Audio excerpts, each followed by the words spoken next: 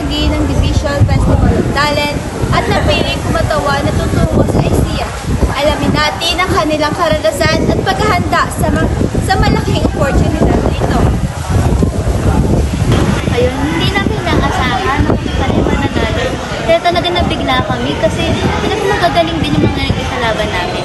Kaya ngayon ay natutuwa naman kami at nasasabik para naman sa magiging laban naman namin sa Australia. Maraming salamat. Para